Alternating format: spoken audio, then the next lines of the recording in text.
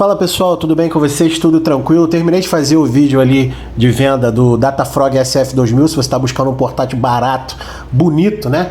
É esse aí, o link vai estar aqui na descrição, tem aqui no canal, ele já está à venda, mas o papo de hoje, a troca de ideia de hoje é a respeito do nosso querido e amado Moto G8. Vale a pena ter o Moto G8 em 2025? Vocês estão vendo aqui que eu estou com o meu na caixa, comprei ele na época do lançamento, já não tenho mais a nota fiscal, o carregador também eu uso um genérico aqui, ele não acompanha o carregador, já informo aos senhores que estará à venda esse modelo aqui, porque eu tenho muito Motorola, estou gravando agora de um Motorola, tem aqui o meu que eu deixo para jogo, que é o Edge 30, tem o Moto G7 Power que está com a minha filha, qual mais? Deixa eu ver aqui. Tem o meu querido e amado Moto Z3, que tinha aqueles snaps, né, de bateria, de controle. Então assim, eu sou suspeito para falar sobre aparelhos Motorola. Da linha Moto G, eu tive desde o Moto G1 até o Moto G8, né? Não todos em sequência, mas já tive em algum momento, fui trocando, fui comprando. Enfim, o vídeo hoje é sobre o Moto G8, deixa eu desbloqueá-lo aqui,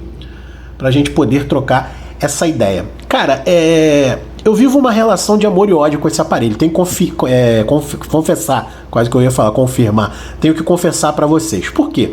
Porque ele é um aparelho robusto, ele é um aparelho lindo. Isso aí não tem a menor dúvida com relação a isso, embora seja um modelo um pouco desatualizado no sentido de câmeras, né, do conjunto de câmeras, ele houve uma melhoria, um avanço nas câmeras, no conjunto aqui, pelo menos no design, né? Não se usa mais esse design, tem se usado aqueles designs maiores, aquelas câmeras mais robustas ali na parte de trás, mas assim, ele é um aparelho esteticamente muito bonito, leve, eu acho ele leve, esse aqui tá com película, tá com marca de dedo, porque era até então, até o Natal de 2024, o meu segundo aparelho, o que eu chamo, que eu brinco aqui no Rio de Janeiro de aparelho do ladrão, porque infelizmente não dá pra gente andar com aparelhos um pouco mais robustos na rua, por conta do que os senhores já sabem, né?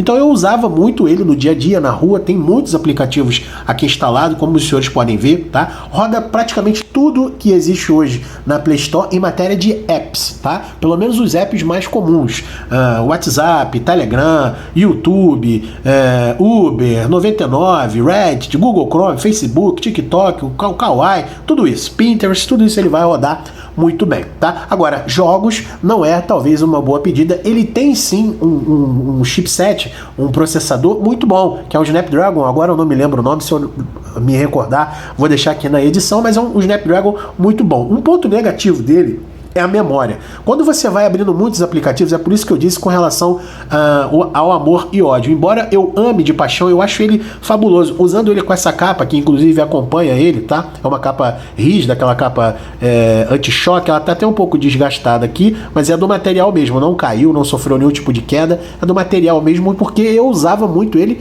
mesmo, né? Tira, coloca no bolso, na mochila, acabou desgastando um pouco aqui a parte do preto, mas a case em si tá muito boa, essa partezinha aqui ajuda a você segurar o aparelho, e ele na case, vou até colocar aqui pra gente ver, é até fácil de colocar, eu tô gravando com uma mão só, porque a outra eu tô segurando aqui o celular para gravar, é muito fácil de encaixar, né? E é um aparelho muito robusto, cara, eu gosto muito dele. Com a case ele fica um pouco mais pesado, é um aparelho muito bonito, enfim, essa parte de estética ele não deixa nada a desejar. E é um aparelho teoricamente rápido. Por que eu digo teoricamente? Aí vem a questão agora das críticas, né? Por conta dele ter pouca memória, acho que são 3 GB só de RAM ou 4, é bem pouca, muitas aplicações acabam travando, a launcher dele é uma launcher horrível, tanto que eu coloquei essa daqui, uma launcher própria, né? Launcher, para quem não sabe, é uma espécie de organização dos seus ícones, dos seus apps, gaveta de apps, aquelas coisas todas. Eu coloquei essa aqui, que é a Smart Launcher. A launcher da Motorola, muito ruim, muito defasada, enfim, acaba tornando o sistema um pouco lento. Então essa questão de ele ter pouca memória, para quem vai usar com essa finalidade, de usar realmente o aparelho, talvez como um aparelho principal no dia a dia, você pode ter algum tipo de irritação nesse aspecto, tá? O que eu digo travamento? A gente, como tem alguns aparelhos, né, para quem tem obviamente aparelhos mais atuais, com um hardware um pouco mais interessante, você acaba a longo prazo tornando-se um pouco impaciente, um pouco intolerante com certas coisas. Então você já não atura mais certos travamentos, certas lentidões, né? Não é que ele fique ali travado meia hora, não é isso, mas é que a transição de um app para o outro, principalmente entre apps pesados. O que é apps pesados? Por exemplo, você está no Uber, aí você sai e vai para um Facebook ou para um TikTok, que vai usar ali um poder de processamento para rodar vídeo e tudo mais, você vai se sentir aquela leve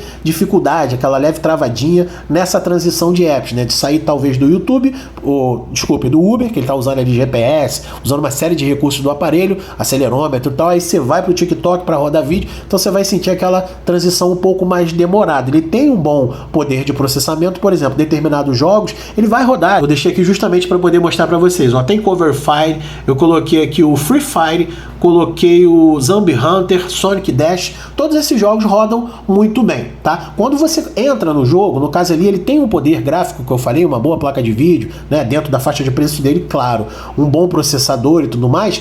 Desde que você entre no app e comece a usá-lo, ele vai embora, ele flui bem. Tá? O problema é, se você quiser sair do jogo e ir, por exemplo, para um app de mensagem, ou Uber, ou o que quer que seja, essa transição é que não é legal. Ele tem sim poder de processamento para rodar Free Fire, para rodar qualquer desses jogos, tanto que está instalado aqui e eu os usava. O problema é, nesse caso, para usar muito aplicativo ao mesmo tempo, você vai sim ter problema de lentidão, de travamento. O Android dele, se não me engano, é um Android 10, é isso mesmo, Android 10, não está tão defasado, mas também não é tão atual. E nem poderia ser porque os Androids mais atuais ali do 11 para frente, do 12, os Androids mais robustos iam requerer muito mais consumo ainda de memória do aparelho. O próprio sistema Android em si já consome uma memória, vamos dizer assim, né, um recurso de memória bastante exorbitante. Fora, se for um Android mais atual, então você necessitaria ainda mais de memória, não seria uma boa. Então não recomendo, a não ser que você entenda muito, fazer aí o desbloqueio, né, fazer o root,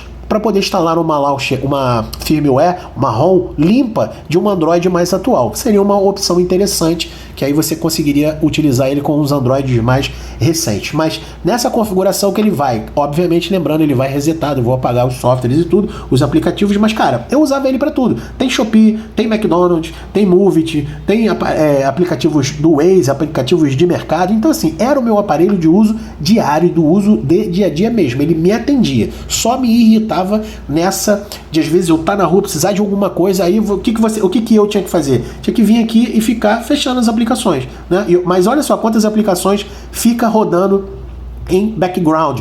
Essa também é uma limitação dessa launcher da Motorola, desse sistema da Motorola para esses aplicativos, melhor dizendo, para esses modelos de aparelho da linha Moto G. O Android não é muito otimizado. E essa questão de ele ficar consumindo muita memória, você constantemente tem que vir aqui e ficar fechando aplicações. Se o Android fosse melhor otimizado nesses aparelhos, seria excelente, porque ele ia reduzindo, ele automaticamente ia fechando os aplicativos abertos e você não teria tanto problema. Mas infelizmente não acontece nessa questão. Eu não vou mentir, não é porque eu quero vender o aparelho que eu vou enganar você, vou mentir, não, o aparelho é muito bom, nada disso. Tem essa limitação, mas é uma limitação meio óbvia, né? Porque ele tem pouca memória RAM. Agora, para quem que ele é indicado, né? Se você for usar esporadicamente, talvez mulheres que não tenham um uso muito frenético de celular nessa questão de jogos, eu sei que tem mulheres que jogam, minha filha joga, meninas, né? Mas eu digo assim, as mulheres, geralmente mães, né? Que querem um aparelho mais para deixar para criança ver vídeo, jogar, ou você não tem muito hábito de jogar nada,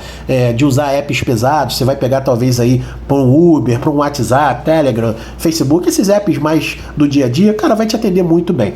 Um ponto muito interessante que eu amo nesse telefone é o som. Eu vou ver se eu coloco uma música aqui sem direito autoral para vocês terem uma ideia da qualidade sonora desse telefone. Botei aqui naquela NCS, que é um canal que tem músicas sem direito autoral. Vou colocar para vocês agora, ele tá no volume baixo, eu vou aumentar para vocês tentarem ouvir. Eu sei que a experiência não vai ficar muito boa, porque o celular aqui que tá gravando tem redutor de ruídos, tem todos esses filtros aí, mas cara, ele é muito alto, eu posso garantir para vocês. Vamos lá.